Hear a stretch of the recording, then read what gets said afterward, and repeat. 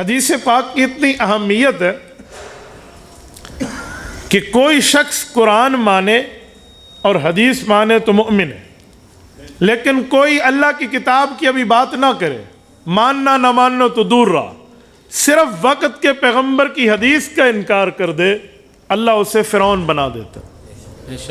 یہ میں ڈرانے کے لیے نہیں کہہ رہا، یہ میں سمجھانے کے لیے کہہ رہا ہوں۔ آپ کہیں گے کیسے؟ پیغمبر کی حدیث کا انکاری اس دھرتی پہ فرعون بنا ہوا آپ اور ہم نے دیکھا ہے۔ یہ جو فرعون غرق ہوا ہے وہ کیسے غرق ہوا تھا؟ کیا فرعون نے تورات دیکھی تھی؟ تو یہ بات طے ہے کہ فرعون نے تورات اپنی آنکھوں سے نہیں دیکھی، کیونکہ تورات تو فرعون کی غرق یابی کے بعد نازل ہوئی ہے۔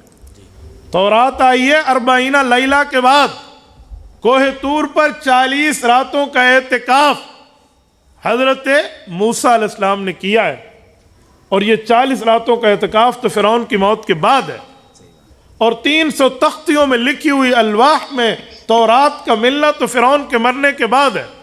تو جب فرعون نے زندگی میں تورات دیکھی نہیں ہے تو فرعون نے تورات کو ٹھکرایا کیسے ہوگا؟ اس نے اللہ کی کتاب کا انکار کیسے کیا ہوگا؟ جب اللہ کی کتاب فرعون کے سامنے پیش ہی نہیں ہوئی تو فرعون غرق کیوں ہوا ہے؟ نکات افغانی میں علامہ شمس الحق افغانی رحمہ اللہ کا جملہ ہے، سنیے، فرماتے ہیں اس کی ایک ہی وجہ ہے کہ فرعون غرق ہوا ہے حدیث موسیٰ کے انکار کی وجہ سے۔ تو اگر کوئی بندہ حدیث کا انکار کر دے، اللہ کی کتاب تو دور رہا، لیکن وہ شخص اللہ اسے فرعون بنا دیتے۔